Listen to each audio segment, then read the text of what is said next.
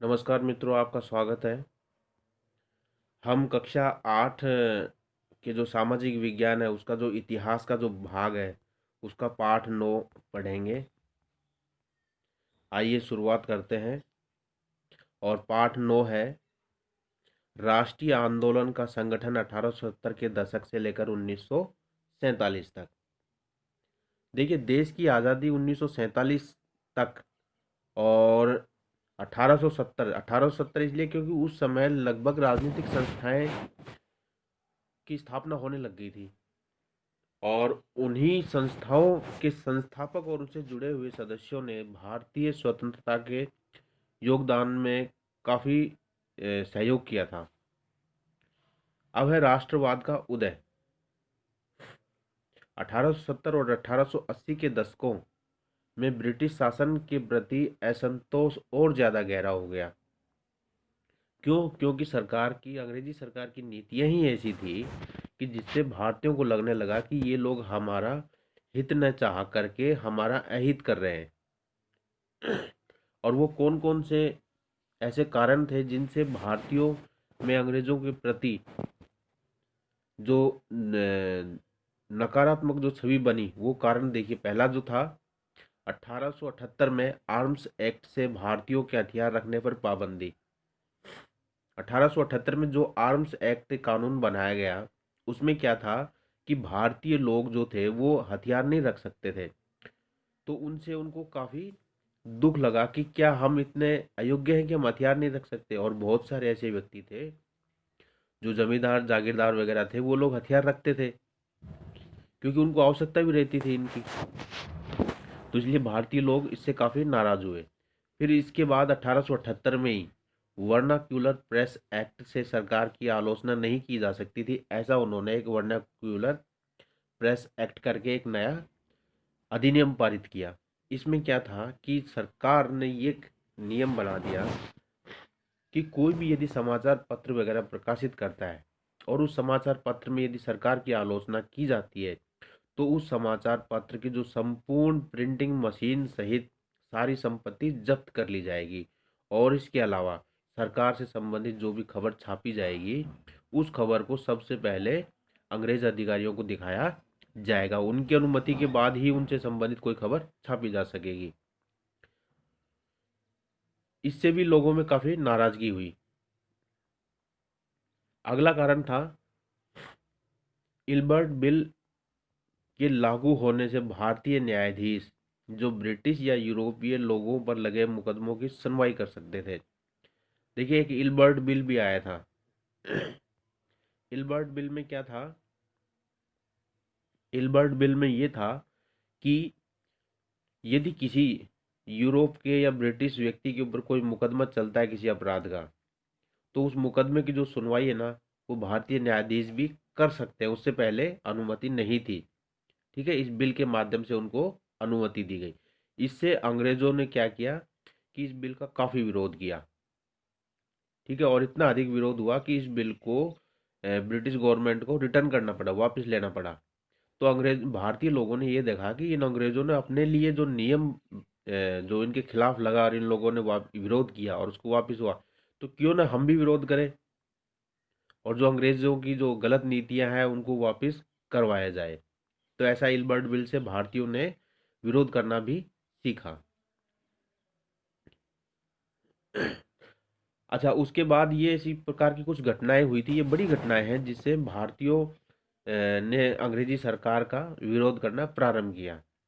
और उसके बाद एक संस्था की स्थापना हुई थी 1885 में। ए ह्यूम के प्रयासों से 72 प्रतिनिधियों ने बम्बई में सभा करके कांग्रेस की स्थापना की थी।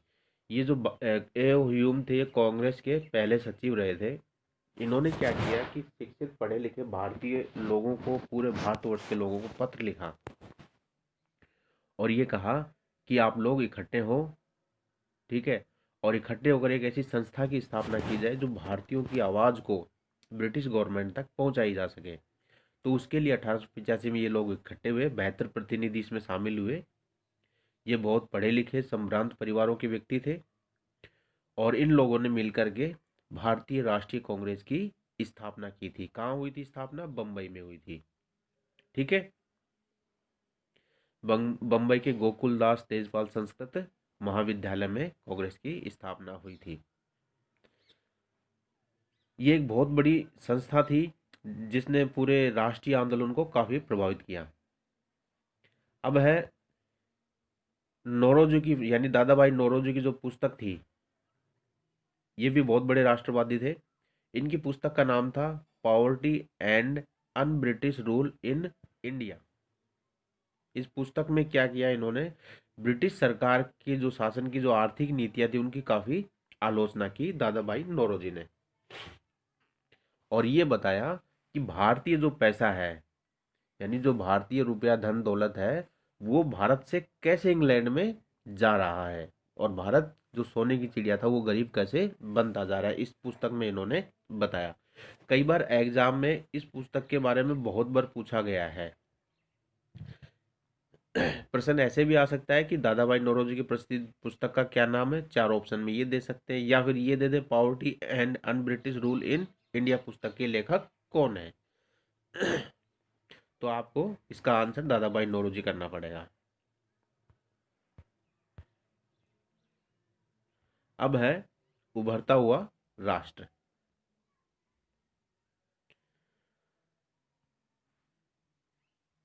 अपने पहले 20 सालों में कांग्रेस मध्यम मार्गी थी। मध्यम मार्गी का मतलब है कि न तो कांग्रेस ने ब्रिटिश शासन की तीखी आलोचना की और ना ही पूर्ण रूप से उसके बातों को माना। उन्होंने क्या किया, मध्यम मार्ग अपनाया। जो ज़्यादा खराब बातें थी उनका विरोध किया, और जो अच्छी बातें थी ब्रिटिश शासन की उनकी प्रशंसा की। इसलिए जो कांग्रेस है वो मध्यम मार्गी थी। कांग्रेस ने कुछ ऐसे कार्य भी किए जिससे लोगों में कांग्रेस के प्रति विश्वास बढ़ा। जैसे आईसीएस यानी इंडियन सिविल सर्विस, भारतीय प्रशासनिक सेवा की जो परीक्षा है वो पहले ब्रिटेन में होती थी, और कांग्रेस ने ये कहा कि इसको ब्रिटेन के साथ साथ भारत में भी करवाया जाए, क्योंकि बहुत सारे ऐसे लोग हैं जो ब्रिटेन जाकर के इस परीक्षा को नहीं दे सकते। तो वो लोग भारत में ही, चूंकि उनको नौकरी करनी है, तो भारत में भी उसका एग्जाम होना चाहिए, और इस बात को मान लिया गया। इसके अलावा आर्म्स एक्ट, जो अभी हमने पहले पढ़ा, वो निरस्त हो ऐसा उन्होंने आंदोलन चलाया, और नमक कानून खत्म करने सहित बहुत सारे इन्होंने, कांग्रेस ने आंदोलन चलाए। क्योंकि नमक कानून में क्या था, सरकार ने क्या किया, नमक उत्पादन पर रोक लगा दी कि कोई भी निजी व्यक्ति इसका उत्पादन नहीं कर सकता, ये केवल सरकार का काम है। और लोगों ने इसका काफ़ी विरोध किया, नमक कानून का, क्योंकि नमक ऐसी चीज़ है जो सभी लोगों के लिए बहुत ज़रूरी है। आगे देखिए, लाल बाल पाल की तिकड़ी ने निवेदन की राजनीति के लिए नरमपंथियों की आलोचना की। देखिए, कांग्रेस में जो प्रारंभिक जो नेता थे वो नरमपंथी थे, यानी सरल स्वभाव के व्यक्ति थे। ठीक है, तो ये जो लाल बाल पाल की जो तिकड़ी थी, यानी लाल यानी लाला लाजपत राय, ये पंजाब क्षेत्र के प्रसिद्ध नेता थे और व्यवसायी भी थे। और दूसरे थे बाल यानी बाल गंगाधर तिलक, ये महाराष्ट्र यानी मराठा क्षेत्र के प्रसिद्ध राजनेता और ब्राह्मण समाज के ये व्यक्ति थे। और ये पाल जो है विपिन चंद्र पाल, ये बंगाल क्षेत्र के प्रसिद्ध नेता रहे। जो ये जो तीनों थे, ये गर्म स्वभाव के व्यक्ति थे। जैसे हम कहते हैं ना, सामान्य रूप से कोई भी व्यक्ति होता है जिसको जल्दी गुस्सा आ जाए, क्रोधित हो जाए, या गुस्से में काम करवाए, नहीं ऐसा होना ही चाहिए कठोर शब्दों में, तो उस प्रकार के ये शब्द थे, व्यक्ति थे ये लाल बाल पाल। तो इन्होंने जो नरम स्वभाव के व्यक्ति थे, उनकी जो निवेदन करने की राजनीति थी, यानी ये नरम स्वभाव के व्यक्ति सरकार से निवेदन करते थे कि ऐसा होना चाहिए। ये कहते थे निवेदन नहीं करना है, ये हमारा हक है, उस हक को लेकर ही रहेंगे। ये तीनों व्यक्ति ऐसा मानते थे। इसी संदर्भ में बाल गंगाधर तिलक ने एक नारा भी दिया था कि स्वराज्य मेरा जन्म सिद्ध अधिकार है और मैं इसे लेकर रहूंगा। ये प्रसिद्ध नारा है बाल गंगाधर तिलक का। 1905 में वायसराय लॉर्ड कर्जन ने बंगाल का विभाजन कर दिया। कारण क्या बताया इन्होंने? प्रशासनिक बताया। क्योंकि भारत में जो बंगाल का जो प्रांत था वो भारत के सभी प्रांतों में सबसे बड़ा प्रांत था। तो लॉर्ड कर्जन ने क्या किया, देखिए, जो ये जो राष्ट्रवाद की जो भावनाएं हैं या जो प्रारंभिक राष्ट्रवादी जो नेता थे वो ज़्यादातर प्रारंभ में बंगाल के क्षेत्र के काफ़ी अधिक थे। तो बंगाल में ब्रिटेन सरकार को काफ़ी विरोध झेलना पड़ता था। तो 1905 में लॉर्ड कर्जन ने क्या किया, उसने बंगाल का विभाजन कर दिया। और क्या कारण बताया? प्रशासनिक, कि इतने बड़े प्रांत का प्रशासन जो है वो चलाना बहुत ही कठिन है, इसलिए हम इसके दो हिस्से कर रहे हैं। लेकिन वास्तविक रूप में इसका कारण ये था, अंदरूनी रूप से देखें, कारण ये था कि लॉर्ड कर्जन जो है हिंदू और मुसलमानों को बांटना चाहते थे। इसलिए उन्होंने बंगाल का जो विभाजन किया इस हिसाब से किया कि एक क्षेत्र में मुस्लिम अधिक हो और एक क्षेत्र में हिंदू अधिक हो। इस प्रकार से हिंदू और मुस्लिमों को बांटने का काम किया था लॉर्ड कर्जन ने। तिलक ने केसरी मराठी भाषा में और मराठा अंग्रेजी भाषा में अखबार निकाला। यानी बाल गंगाधर तिलक के दो अखबार रहे हैं, केसरी और मराठा। केसरी जो था वो मराठी में था और जो मराठा था वो अंग्रेजी भाषा में अखबार निकाला इन्होंने। आगे देखिए, बंग भंग के विरोध में स्वदेशी आंदोलन चलाया गया। ये बंग भंग कौन था? 1905 वाला बंगाल विभाजन। इसके विरोध में स्वदेशी आंदोलन चलाया गया। आंध्र के डेल्टा इलाकों में इसे वंदे मातरम आंदोलन कहा गया। यानी ये जो स्वदेशी आंदोलन था, बंगाल के क्षेत्र में, उत्तर भारत के क्षेत्र में इसको स्वदेशी आंदोलन नाम दिया गया। और आंध्र के जो डेल्टाई भाग थे, समुद्र किनारे वाले क्षेत्र थे, उसे वंदे मातरम आंदोलन नाम दिया गया। 1905 के बाद एक संस्था की स्थापना हुई थी, मुस्लिम लीग की। और 1906 में ये हुई थी मुस्लिम लीग की, ढाका में स्थापना हुई थी ऑल इंडिया मुस्लिम लीग के नाम से। लीग ने बंगाल विभाजन का समर्थन किया था। ये चूंकि मुस्लिमों की पार्टी थी इसलिए ये लोग चाहते भी थे कि बंगाल का विभाजन हो जाए, क्योंकि ये अपने आप को अल्पसंख्यक मानते थे। तो इसलिए इन्होंने बंगाल विभाजन का समर्थन किया। अन्य किसी भी पार्टी ने, किसी भी व्यक्तियों ने कोई समर्थन नहीं किया था बंगाल विभाजन का, बल्कि विरोध किया था। एग्जाम में पूछा जाता है एग्जाम की मुस्लिम लीग की स्थापना कब हुई थी? 1906 में। ठीक है, सलीमुल्लाह खान ने इनकी स्थापना की थी। लीग के प्रयासों से 1909 में परिषदों में मुसलमानों के लिए अलग सीटें निर्धारित की गई। 1909 का जो अधिनियम आया था, याद रखना, 1909 का जो अधिनियम आया था, भारत शासन अधिनियम, उसकी बड़ी विशेषता ये थी कि इसमें मुस्लिमों के लिए पृथक निर्वाचन के लिए अलग ही सीटें निर्धारित कर दी। यानी केवल मुस्लिम लोग ही उन सीटों पर खड़े होंगे चुनाव लड़ने के लिए। ठीक है, ये भारत को बांटने की सबसे बड़ी योजना है। 1909 का जो भारत शासन अधिनियम आया था, इसमें मुसलमानों के लिए पृथक सीटें निर्धारित कर दी। कोई हिंदू नहीं खड़ा हो सकता था उन सीटों से। और डॉक्टर राजेंद्र प्रसाद ने, जब भारत आज़ाद हुआ, और भारत क्या हुआ कि दो टुकड़ों के रूप में आज़ाद हुआ, पाकिस्तान और भारत नाम से। पाकिस्तान मुस्लिम प्रमुख राष्ट्र रहा और भारत जो था वो हिंदू और मुसलमान दोनों धर्मों के लोगों का देश रहा। तो राजेंद्र प्रसाद जो थे वो भारत विभाजन का सबसे बड़ा कारण 1909 के भारत शासन अधिनियम को ही मानते हैं। वो कहते हैं कि भारत की विभाजन के बीज तो 1909 के भारत शासन अधिनियम ने ही बो दिए थे। और वास्तव में ये बात सही है। यही एक बड़ा कारण है कि जिससे भारत का विभाजन होना तय हुआ था। यही एक बड़ा कारण है। यानी हम नीम की बात करें तो ये नीम का काम किया था इस अधिनियम ने, भारत विभाजन का। 1907 में कांग्रेस टूट गई। यानी सूरत में एक अधिवेशन हुआ था, उसमें क्या हुआ कि कांग्रेस के नरमपंथी और गर्मपंथियों में विवाद पैदा हो गया अध्यक्ष पद को लेकर के। और इतना अधिक विवाद बढ़ा कि कांग्रेस पार्टी से गर्मपंथियों को निकाल दिया गया, बाल गंगाधर तिलक जैसे व्यक्तियों को। ठीक है, ये प्रमुख घटना है कांग्रेस का सूरत जो विभाजन हुआ था। कांग्रेस का पहला विभाजन ये 1907 वाला ही था। दिसंबर 1915 में लखनऊ समझौते से लीग व कांग्रेस हुए, कांग्रेस एक हो गए।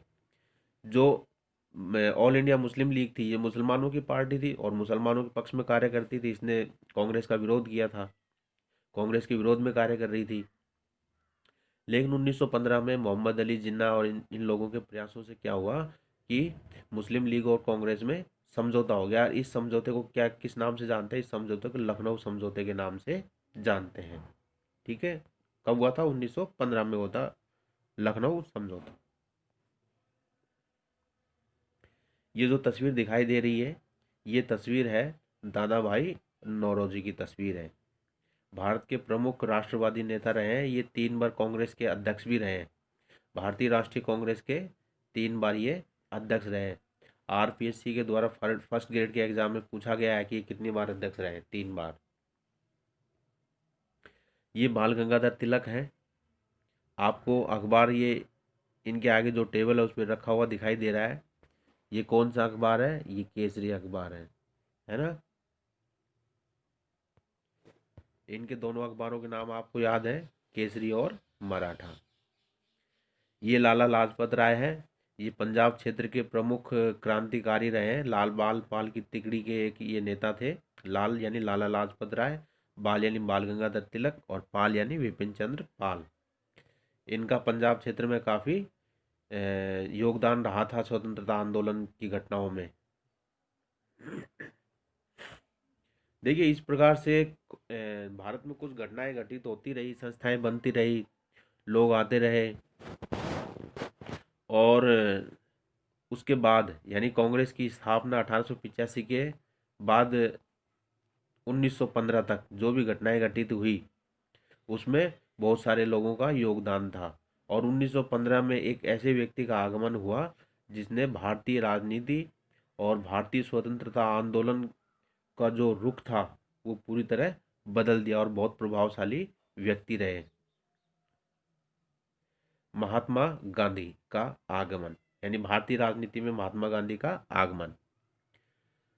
46 वर्ष की उम्र में 1915 में गांधी जी दक्षिण अफ्रीका से भारत लौटे थे। आपको ध्यान होना चाहिए, ये गुजरात के पोरबंदर में इनका जन्म हुआ था और ये उच्च शिक्षा प्राप्त करने के लिए लंदन गए, फिर वहाँ से भारत आए, भारत से पुनः ये दक्षिण अफ्रीका चले गए और बहुत सारे वर्ष तक दक्षिण अफ्रीका रहे और वहाँ इन्होंने जो राजनीतिक जो आंदोलन वगैरह करना है, सत्याग्रह, वो सब वहीं उन्होंने प्रारंभ किया था। उसके बाद ये भारत में लौट आए। कब लौट आए? 1915 में। इनके ये जनवरी 1915 में लौट कर आए, तो उसी उपलक्ष्य में हम प्रवासी दिवस मनाते हैं प्रत्येक वर्ष जनवरी में, है ना। 9 जनवरी के करीब इसको प्रवासी दिवस को हम मनाते हैं। इनके शुरुआती प्रयास चंपारण, खेड़ा और अहमदाबाद के स्थानीय आंदोलनों के रूप में सफल रहे। महात्मा गांधी जब 1915 आए तो इन्होंने क्या किया? भारत आते ही सबसे पहले भारत का लगभग इन्होंने संपूर्ण भारत का भ्रमण किया और भारत की स्थितियों को जाना। तो 1917 में इनको एक प्रस्ताव मिला, किसका? चंपारण के एक किसान नेता का। और उस किसान नेता ने ये कहा, चंपारण में नील की खेती अंग्रेज लोग ज़बरदस्ती करवा रहे हैं और आपसे निवेदन है कि आप चंपारण यानी बिहार के चंपारण नामक स्थान पर चलें और वहाँ किसानों के आंदोलन का नेतृत्व करें।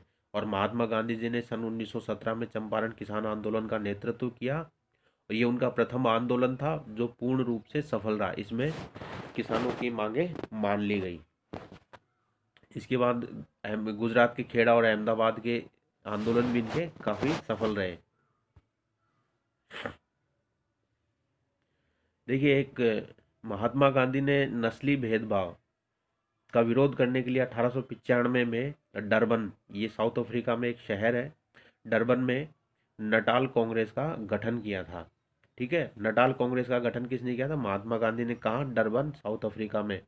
ठीक है, किस लिए किया था? नस्लीय भेदभाव का विरोध करने के लिए, यानी गोलेकारों का भेद समाप्त करने के लिए 1895 में। ठीक है।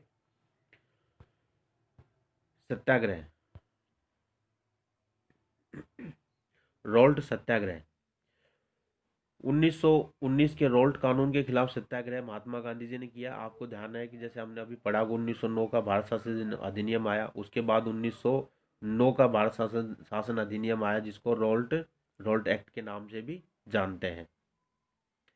यह अभिव्यक्ति की स्वतंत्रता पर अंकुश लगाने व पुलिस को अधिकार देने के लिए लागू किया गया था। इसमें क्या हुआ कि स्वतंत्रता आंदोलन करने वाले व्यक्तियों को पुलिस गिरफ्तार कर सकती थी, और इसको बिना अपील बिना वकील वाला कानून कहा जाता था। इसमें पुलिस को बहुत अधिकार दिए गए, वो चाहे जिस व्यक्ति को गिरफ्तार कर सकते थे और जेल में डाल सकते थे, उसके खिलाफ कोई अपील नहीं कर सकते थे आप कानून वो यानी न्यायालय में भी जा करके। इसे शैतान की करतूत और निरंकुशतावादी बताया गया 1909 के अधिनियम को। गांधी जी ने गांधी जी ने 6 अप्रैल 1919 को अहिंसक अपमान व याचना दिवस के रूप में मनाया। कब? 6 अप्रैल 1919 को अपमान व याचना दिवस के रूप में मनाया। हड़तालें की गई और जुलूस निकाले गए। संपूर्ण भारत में शराब की दुकानों पर धरना दिया गया और विदेशी कपड़े थे उनकी होली जलाई गई। ठीक है, संपूर्ण भारत में बहुत जबरदस्त आंदोलन हुआ और ये असहयोग आंदोलन था, यानी सरकार को कोई सहयोग नहीं। 13 अप्रैल 1919 में जलियांवाला कांड हुआ। ये बहुत बड़ी भारतीय स्वतंत्रता आंदोलन की बहुत बड़ी घटना है। ये 13 अप्रैल 1919 को जलियांवाला कांड हुआ था। इसमें क्या हुआ था, जो स्वतंत्रता आंदोलन के जो कुछ नेता थे उनकी गिरफ्तारी का विरोध करने के लिए और शांतिपूर्ण धरना प्रदर्शन के लिए एक सभा हुई थी। जलियांवाला एक बाग है, जैसे गार्डन जो होता है बगीचा वगैरह, तो जलियांवाला एक बगीचे में स्थान है, वहाँ लोग इकट्ठे हुए थे और वहाँ शांतिपूर्ण धरना प्रदर्शन चल रहा था, लोग अपने भाषण दे रहे थे। तभी जनरल डायर ने क्या किया कि उस बाग को घेर लिया और उस बाग को घेर करके जो रास्ता था जो आने का, आप कभी जलियांवाला बाग यानी अमृतसर में जाएं, पंजाब क्षेत्र के अमृतसर शहर में है, जो स्वर्ण मंदिर है उसके सामने है ये, है ना। तो ये इस प्रकार से ये बाग है। ठीक है, ये ऐसा रास्ता है लगभग चारों तरफ से दीवारों से घिरा हुआ, और ये रास्ता है केवल निकलने का। ठीक है, यहाँ बीच में एक कुआं भी बना हुआ है। तो यहाँ से लोग प्रवेश करके काफ़ी लोग इकट्ठे हुए थे और ये ऊंची ऊंची दीवारें थी चारों तरफ से। जनरल डायर ने अपने सैनिकों को यहाँ खड़ा कर दिया, इस रास्ते पर जहाँ से लोग निकलते हैं, और खड़ा करके इस सभा पर गोली चलवाना शुरू कर दिया और हजारों की संख्या में लोग मारे गए। ठीक है, क्योंकि वो निकल सकते थे नहीं, ऊंची दीवारें थी। कुछ लोग कुएं में कूद गए जान बचाने के लिए, और यहाँ सैनिक खड़े थे वो गोलियां चला रहे थे। तो ये 13 अप्रैल 1919 को यानी बैसाखी का एक त्यौहार होता है, सिख लोग मनाते हैं, उस दिन की ये घटना है। इस विभत्स हत्याकांड के कारण रविंद्रनाथ टैगोर ने क्या किया, जो नाइटहुड की उपाधि थी वो लौटा दी थी। अंग्रेज सरकार क्या करती थी कि अंग्रेज सरकार के पक्ष में, या उनको अच्छा लगता था कि भाई कोई व्यक्ति अच्छा कार्य कर रहा है, तो उनको नाइटहुड की उपाधि दी जाती थी। तो महात्मा रविंद्रनाथ टैगोर को, जो एक महान कवि लेखक भी रहे हैं, इनको नाइटहुड की उपाधि मिली हुई थी। तो इन्होंने इस जलियांवाला हत्याकांड के विरुद्ध में नाइटहुड की उपाधि लौटा दी। ये आपको तस्वीर दिखाई दे रही है, इसको गौर से देखें। ये तस्वीर आपको इसलिए दिखा रहे हैं क्योंकि इसमें महात्मा गांधी की तस्वीर है। आप उसको पहचानने का प्रयास करें। नहीं पहचान पा रहे हैं तो मैं आपको बता देता हूँ कि पीछे की लाइन में बीच में ये जो खड़े हैं व्यक्ति, ये महात्मा गांधी जी हैं। ये इनके जवानी के दिनों की तस्वीर है, क्योंकि हम ज़्यादातर तस्वीर उनके बुढ़ापे की अवस्था वाली जो देखते हैं, है ना, ये उनकी जवानी की तस्वीर है महात्मा गांधी जी की। खिलाफत आंदोलन और असहयोग आंदोलन। खिलाफत और असहयोग आंदोलन। देखिए 1920 में अंग्रेजों ने तुर्की के सुल्तान खलीफा पर सख्त संधियां थोप दी थी। यानी जब प्रथम विश्व युद्ध समाप्त हुआ और तुर्की लगभग हार गया, और तो वहाँ का जो सुल्तान था जिसको खलीफा कहा जाता था, उस खलीफा के ऊपर इतनी सख्त संधियां थोप दी, उससे क्या हुआ कि भारतीय मुसलमान नाराज हो गए। भारतीय मुसलमान जो थे वो पुराने ओटोमन साम्राज्य में स्थित पवित्र स्थानों पर खलीफा का नियंत्रण चाहते थे। भारतीय मुसलमान चाहते थे कि पुनः खलीफा का अधिकार हो जाए। ठीक है, और इस खलीफा के पक्ष में ही आंदोलन किया मोहम्मद अली और शौकत अली ने, और इस खलीफा के कारण ही इसको खिलाफत आंदोलन कहा जाता है। ठीक है, इसके नेता कौन रहे हैं? मोहम्मद अली और शौकत अली। महात्मा गांधी जी ने भी इस आंदोलन को समर्थन दिया था। तो एग्जाम में पूछ लिया जाए कि खिलाफत आंदोलन कब हुआ था, ये हुआ था 1920 में। कौन कौन नेता थे? मोहम्मद अली और शौकत अली। 1920 सॉरी 1921-22 में असहयोग आंदोलन को गति मिली। ये अगस्त 1920 में प्रारंभ हुआ था, ये असहयोग आंदोलन, है ना, और काफी लंबा चलता रहा, और 1920-21 में बहुत ही तीव्र हो गया ये आंदोलन। मोतीलाल नेहरू, सी आर दास, राजगोपालाचारी, आशफ अली जैसे वकीलों ने वकालतें छोड़ दी, और बहुत सारे विद्यार्थियों ने सरकार के द्वारा स्थापित कॉलेज और स्कूल में पढ़ना छोड़ दिया। वकीलों ने वकालत छोड़ दी। बहुत सारे कर्मचारियों ने अपनी सरकार में जो नौकरी करते थे वहां से इस्तीफा दे दिया। सब असहयोग आंदोलन में कूद पड़े। देश भर में हड़तालें हुई, शराब की दुकानों की घेराबंदी हुई, वन सत्याग्रह हुए। वन सत्याग्रह, इसमें चराई शुल्क दिए बिना ही जंगल में पशु चराए गए, क्योंकि सरकार क्या करती थी कि जंगल में पशु चराने का टैक्स लेती थी, कर लेती थी। तो लोगों ने क्या किया, वन सत्याग्रह नाम से शुरू किया, और क्या किया इसमें कि हम कोई टैक्स नहीं देंगे और अपने हमारे पशुओं को इन्हीं जंगलों में चराएंगे। ये सब असहयोग आंदोलन के दौरान हुए। प्रतापगढ़, जो उत्तर प्रदेश में स्थित है वर्तमान में पट्टेदारी को गैर कानूनी बेदखली रुकवाई गई। यानी प्रतापगढ़ उत्तर प्रदेश में असहयोग आंदोलन के जो पट्टेदारी जो थी बेकानूनी, गैर कानूनी, उसको रुकवाया गया। यानी वो लोगों को अपन उनका अधिकार, उन्होंने माना कि ये जमीन पर हम वर्षों से पीढ़ियों से खेती करते आ रहे हैं, तो इन पर हमारा अधिकार है। देखिए, महात्मा गांधी का इस आंदोलन में इतना जबरदस्त योगदान था। भले ही महात्मा गांधी ने प्रतापगढ़ के इस स्थान पर कोई भी आंदोलन नहीं किया, न यहाँ गए, लेकिन फिर भी ये लोग इस क्षेत्र के मानते थे कि ये जो हमारी जो बेदखली रुकी है, ये सब महात्मा गांधी जी की वजह से ही रुकी है। इतना अधिक प्रभाव था महात्मा गांधी जी का। 1922 से 1929 की घटनाएं। अब देखिए, 1922 से 1929 की कुछ घटनाओं के बारे में हम जानकारी ले लेते हैं। फरवरी 1922 में चोरी चोरा कांड में 22 पुलिस वाले मारे गए। इसमें क्या हुआ कि असहयोग आंदोलन के दौरान क्या हुआ, लोग धरना प्रदर्शन कर रहे थे, अपनी रैलियां निकाल रहे थे, एक शांतिपूर्ण रैली भी निकल रही थी। तो वहाँ चोरी चौरा नामक एक स्थान है जहाँ एक पुलिस चौकी बनी हुई थी। उस पुलिस चौकी के सामने से भी ये लोग गुजरे, लेकिन कुछ पुलिस वालों ने इन लोगों पर थोड़ा हिंसक बल प्रयोग किया। तो ये जो भीड़ थी इतनी हिंसक हो गई कि इन लोगों ने पुलिस वालों को पीटना शुरू किया। ये पुलिस वाले डर के मारे अपनी चौकी में, उस थाने में घुस गए, अपने थाने में। तो इन लोगों ने क्या किया कि उस थाने को घेर करके आग लगा दी, और उस आग लगाने के कारण उस थाने में 22 पुलिस वाले जलकर मर गए। महात्मा गांधी जी इस घटना से बहुत ही दुखी हुए, और उन्होंने इस आंदोलन को वापस ले लिया। ये प्रमुख घटना है चोरी चोरा कांड। ये उत्तर प्रदेश में गोरखपुर जिला है अभी वर्तमान में। गोरखपुर, जहाँ के पहले ये जो मुख्यमंत्री है आदित्यनाथ योगी, यहाँ के सांसद रहे हुए, यहाँ है ये गोरखपुर में चोरी चोरा। मोतीलाल नेहरू, सी आर दास परिषद के चुनाव में भाग लेने के पक्षधर थे।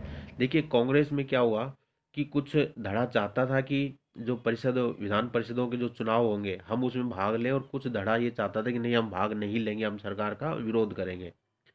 तो इन लोगों का ये मानना था कि हम सरकार का विरोध क्यों ना परिषदों में जाकर करें, उस परिषद में जाकर के सरकार का विरोध करें। तो मोतीलाल नेहरू, सी आर दास, ये इन्होंने भाग लिया, और कांग्रेस पार्टी में ही स्वराज पार्टी नाम से एक नई पार्टी बनाई, और इन्होंने चुनाव लड़ा। काफी अच्छा प्रभाव भी रहा इस पार्टी का। इसके अलावा इस दशक में दो बड़ी घटनाएं और हुई। क्या हुई? एक तो कम्युनिस्ट पार्टी की स्थापना हुई, और दूसरा राष्ट्रीय स्वयंसेवक संघ यानी आरएसएस की स्थापना हुई इस दशक में। भारतीय कम्युनिस्ट पार्टी वर्तमान में ये नॉर्थ ईस्ट राज्यों में थोड़ा सा प्रभाव, मणिपुर जैसे और बंगाल के क्षेत्र में, बंगाल पर काफ़ी वर्षों तक मुख्यमंत्री पद रहा है कम्युनिस्ट पार्टी का। केरल में भी सरकार रही है। तो कम्युनिस्ट पार्टी की स्थापना हुई है, और आरएसएस यानी राष्ट्रीय स्वयंसेवक संघ की स्थापना भी इसी दशक में हुई। जवाहरलाल नेहरू की अध्यक्षता में 1929 में पारित प्रस्ताव के आधार पर 26 जनवरी 1930 को पूरे देश में स्वतंत्रता दिवस मनाया गया। देखिए 1929 का जो कांग्रेस अधिवेशन हुआ था, ये हुआ था लाहौर में। कहाँ हुआ था? लाहौर में। कौन सी नदी के किनारे? रावी नदी के किनारे हुआ था। ठीक है। और इस रावी नदी के किनारे हुए कांग्रेस के सम्मेलन की अध्यक्षता पंडित जवाहरलाल नेहरू ने की, और इन्होंने ये कहा कि हम 26 जनवरी 1930 को 26 जनवरी 1930 को हम भारत का पहला स्वतंत्रता दिवस समारोह मनाएंगे। और इन्होंने 26 जनवरी 1930 को भारत का प्रथम स्वतंत्रता संग्राम समारोह मनाया। और उसी की याद में हम जो हमारा संविधान है वो 26 नवंबर 1949 को तैयार हो गया था। ठीक है। इसी उपलक्ष्य में हम वर्तमान में 26 नवंबर प्रत्येक वर्ष को संविधान दिवस के रूप में मनाते हैं। लेकिन ये तो अब मनाने लगे हैं। जब संविधान जब बनकर तैयार हो गया तो इस 26 जनवरी 1930 की याद को ताज़ा रखने के लिए पंडित जवाहरलाल नेहरू ने क्या किया कि जो संविधान है वो कुछ प्रावधान तो तुरंत प्रभाव से लागू कर दिए जो जरूरी थे, बाकी अधिकांश संविधान 26 जनवरी 1950 को लागू किया। इसलिए हमारा संविधान कब लागू हुआ? 26 जनवरी 1950 को लागू हुआ। वो क्यों मनाते हैं 26 जनवरी? इसलिए मनाते हैं इसी याद में, है ना। और इसी याद को जीवित रखने के लिए संविधान भी हमने इस तारीख को लागू किया।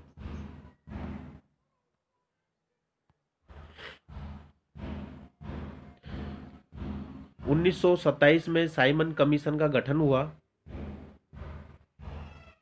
और ये साइमन कमीशन जो है, क्योंकि 1919 का जो अधिनियम भारत शासन अधिनियम आया था उसकी समीक्षा करने के लिए साइमन कमीशन का गठन किया गया था। कब किया था? 1927 में। और भारत कब आया था? 1928 में। ठीक है, क्योंकि इंग्लैंड से भारत आने में इनको काफ़ी टाइम लगता है। तो 1927 में जब भारत साइमन कमीशन का गठन हुआ तो बहुत सारे लोगों ने जब ये भारत आया तो इसका विरोध किया। क्यों विरोध किया? क्योंकि इसमें एक भी भारतीय सदस्य नहीं था। वो भारतीय लोग चाहते थे कि इसमें भारत के सदस्य भी शामिल हो, ताकि वो पूरी ऐसी हकीकत दर्शा सके ब्रिटिश शासन को कि हाँ ये कानून अच्छा है या बुरा है।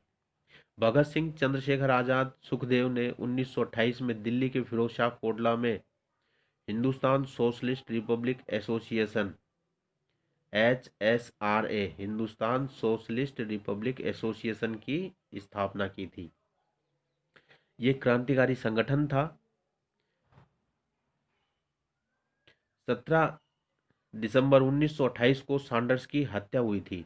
किसने की थी? ये भगत सिंह वगैरह ने सैंडर्स की हत्या की थी। सैंडर्स वो था व्यक्ति था जो ये साइमन कमीशन जब भारत आया इसके खिलाफ पूरे भारतवर्ष में आंदोलन, धरने, प्रदर्शन वगैरह हुए। तो ऐसे ही लाहौर में भी एक प्रदर्शन हुआ था जब सैंडर्स जो साइमन कमीशन आया, और गो बैक साइमन के नाम से नारे भी लगाए गए कि गो बैक साइमन, वापस चले जाओ।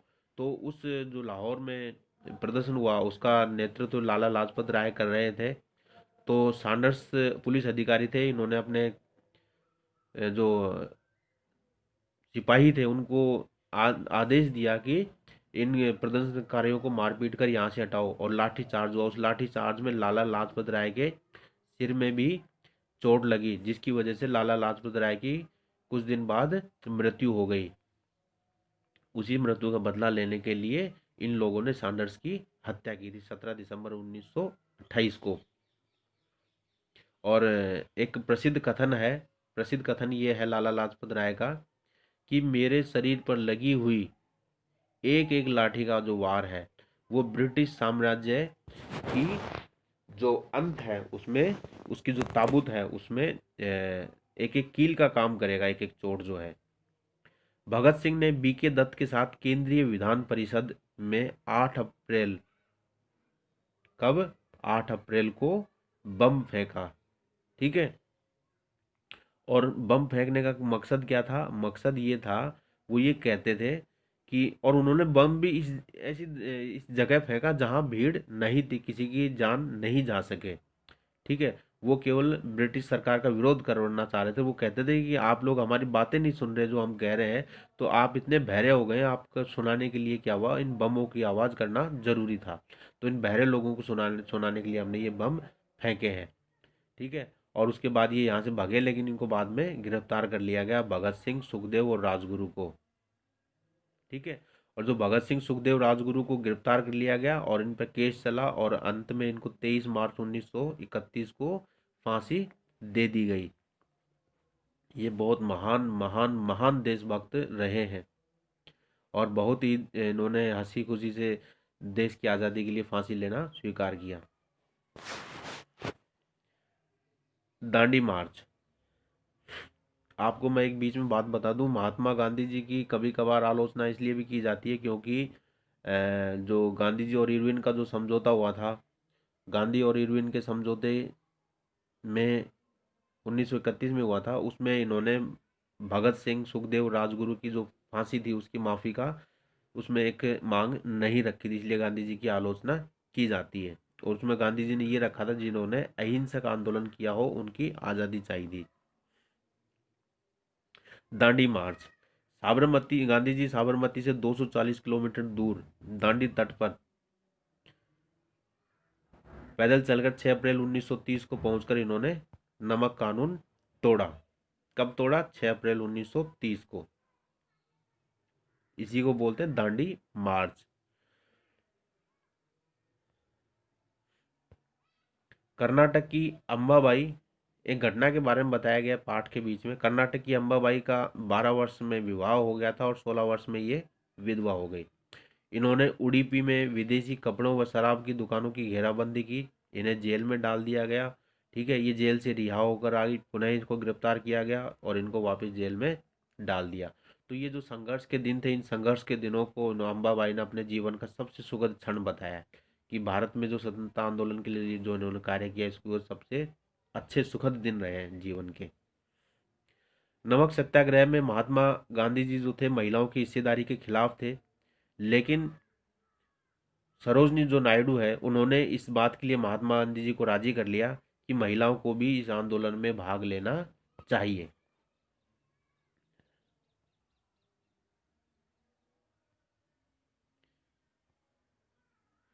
सरोजनी नायडू जो थी, ये प्रथम भारतीय महिला, ध्यान से सुनना, प्रथम भारतीय महिला जो कांग्रेस अध्यक्ष बनी थी। कब बनी थी? 1925 में बनी थी।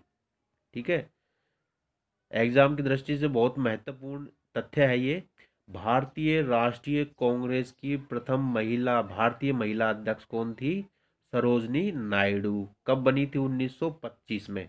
ठीक है, ये प्रथम भारतीय महिला है। और यदि एग्जाम में पूछा जाए कि भारतीय राष्ट्रीय कांग्रेस की प्रथम महिला थी एनी बिसेंट। ठीक है, एनी बिसेंट जो थी वो प्रथम महिला थी जो 1917 में भारतीय राष्ट्रीय कांग्रेस की अध्यक्ष बनी थी। क्योंकि ये विदेशी मूल की थी, और भारतीय मूल की प्रथम महिला जो थी, भारतीय महिला जो थी, वो सरोजनी नायडू थी जो कांग्रेस की अध्यक्ष बनी 1925 में। आपको प्रमुख जो अध्यक्ष कांग्रेस के रहे हैं वो भी याद करने चाहिए, क्योंकि वो एग्जाम की दृष्टि दृष्टि से बहुत महत्वपूर्ण है। ठीक है, एक तो ये हो गया 1917 का, एनी बिसेंट प्रथम महिला। दूसरा 1925 में सरोजनी नायडू प्रथम भारतीय महिला अध्यक्ष कांग्रेस की। इसके अलावा 1924 में बेलगांव अधिवेशन, जिसकी महात्मा गांधी जी ने, एकमात्र अधिवेशन जिसकी महात्मा गांधी जी ने अध्यक्षता की थी। 1935 के गवर्नमेंट ऑफ इंडिया एक्ट में प्रांतीय स्वायत्तता का प्रावधान किया गया था। 1937 के चुनावों में 11 में से 7 प्रांतों में कांग्रेस सरकार बनी। जो 1937 के चुनाव हुए थे, इसमें कुल 11 प्रांतों में चुनाव हुए थे, जिनमें 7 में कांग्रेस की सरकार बनी। इसमें मुस्लिम लीग को ज्यादा सरकार बनाने का मौका नहीं मिला। 1939 में द्वितीय विश्व युद्ध छिड़ गया।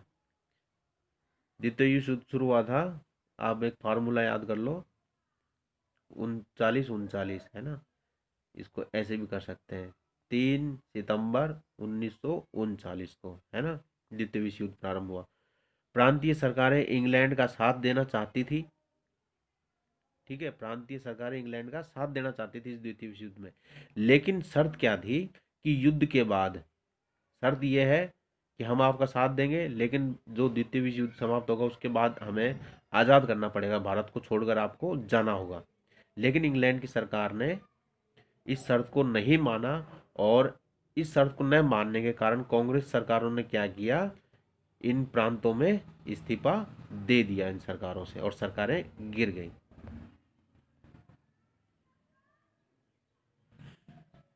अगस्त 1942 में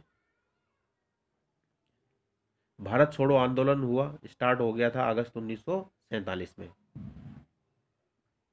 और इसमें महात्मा गांधी जी ने नारा दिया था, करो या मरोगा। सुभाष चंद्र बोस ने 1941 में बिना किसी को बताए चुपचाप भारत छोड़ दिया, क्योंकि ये क्या हुआ कि नेताजी सुभाष चंद्र बोस को अंग्रेज सरकार ने नजरबंद कर रखा था। ये अपने घर से चुपचाप भेष बदल कर निकल गए।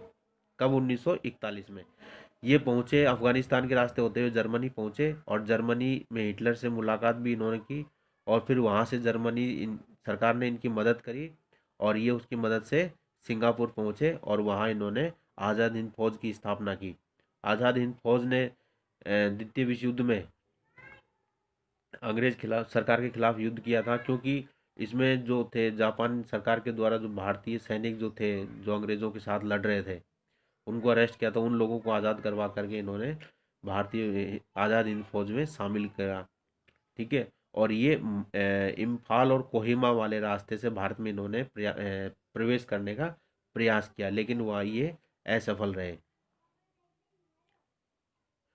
और इसके बाद जब द्वितीय विश्व युद्ध समाप्त हुआ, तो आज़ाद हिंद फौज के जो सेनापति वगैरह जो थे, अधिकारी थे, उन पर सरकार ने वो मुकदमा चलाया।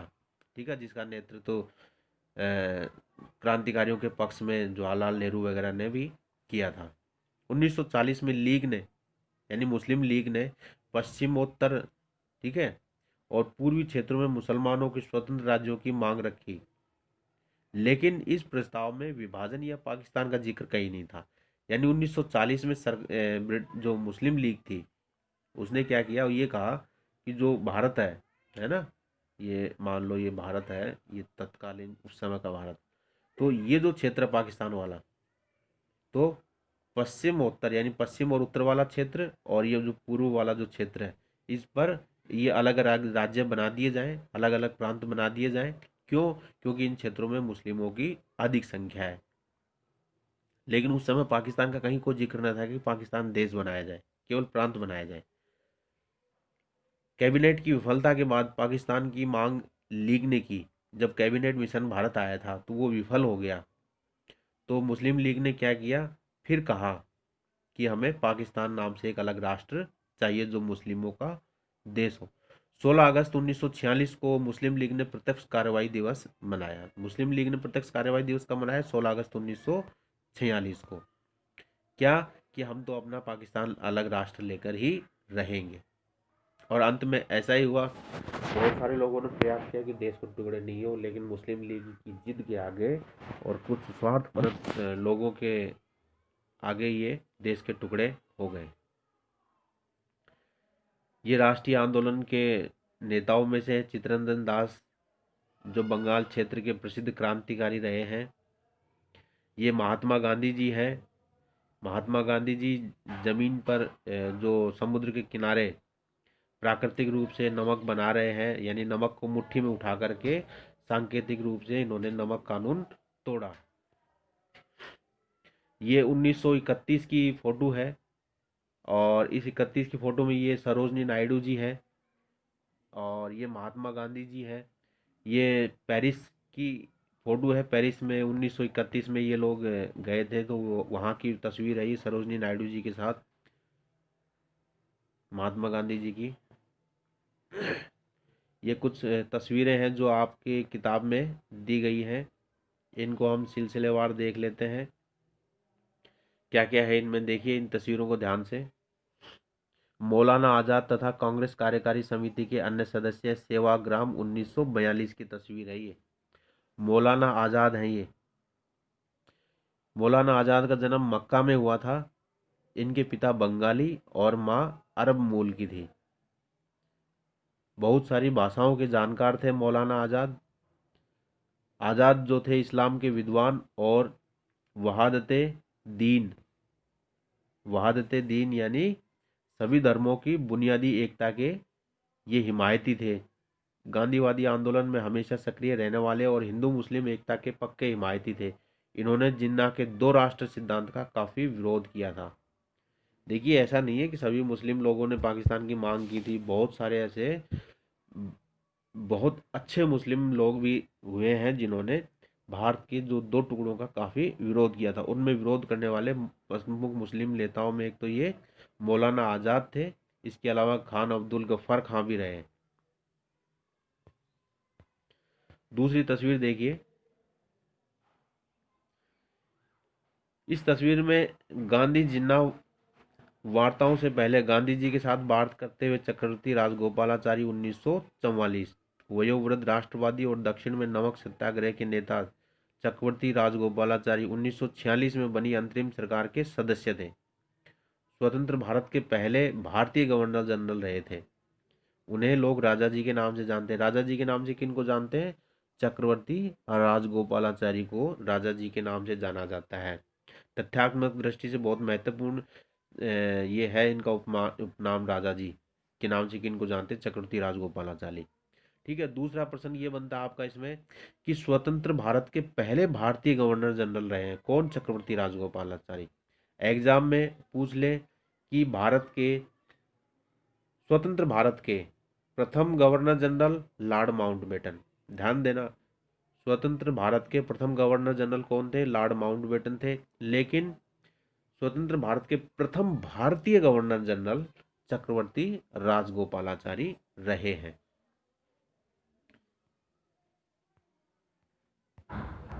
अगले तस्वीर में आपको सरदार पटेल जी दिखाई दे रहे हैं। लौह पुरुष के नाम से प्रसिद्ध है। भारत की एकता के मुख्य नींव है ये। सरदार वल्लभ भाई पटेल ने 1945-47 के दौरान आज़ादी के लिए चली वार्ताओं में एक अहम भूमिका अदा की थी। पटेल नाडियाड गुजरात के एक गरीब किसान व्यवसायी परिवार से थे। 1918 के बाद स्वतंत्रता आंदोलन की अगली कतार में रहने वाले पटेल 1931 में कांग्रेस के अध्यक्ष भी रहे। कब रहे ये अध्यक्ष? 1931 में। आज जो भारत को आप देख रहे हैं उस हिसाब से देखें तो भारत की एकता में बहुत महत्वपूर्ण योगदान है। वरना आज भारत पाकिस्तान नहीं, बहुत सारे पाकिस्तान बन जाते हैं आज भारत में यदि ये पटेल साहब नहीं होते तो। और अगली तस्वीर में आपको महात्मा गांधी जी के साथ मोहम्मद अली जिन्ना दिखाई दे रहे हैं सितंबर 1944 में। देखिए, प्रारंभ में जो ये समर्थक थे उनके, किनके? हिंदू मुस्लिम एकता के। 1920 तक हिंदू मुस्लिम एकता के समर्थन में सक्रिय रहे। जिन्ना ने लखनऊ समझौता करवाने में, लखनऊ समझौता कब हुआ था? 1915 में हुआ था। कब हुआ था? 1915 में। अहम भूमिका अदा की थी। इसमें क्या था लखनऊ समझौते में? इसमें मुस्लिम लीग और कांग्रेस दोनों एक हो गए थे। एक साथ उन्होंने आंदोलन करना प्रारंभ किया था। 1934 के बाद इन्होंने मुस्लिम लीग को पुनर्जीवित किया और अंत में वे पाकिस्तान की स्थापना के जनक सदस्यों में प्रमुख रहे। इस प्रकार से आपका ये जो पाठ है मित्रों समाप्त हुआ। और इस पाठ से संबंधित मैं आपको दो क्वेश्चन पूछ रहा हूँ, 2 या 3 क्वेश्चन पूछ लेते हैं आज। और हमारा क्वेश्चन ये है, पहला क्वेश्चन, मुस्लिम लीग की स्थापना कब हुई थी? मुस्लिम लीग की स्थापना कब हुई थी? और दूसरा हमारा क्वेश्चन ये है कि चोरी चोरा घटना जो है, चोरी चोरा जो घटना है वो कब हुई थी? और तीसरा प्रश्न हमारा ये है, तिलक यानी बाल गंगाधर तिलक के 2 समाचार पत्रों के आपको नाम बताना है। आपको इनका आंसर कमेंट्स बॉक्स में लिख करके बताना है। धन्यवाद।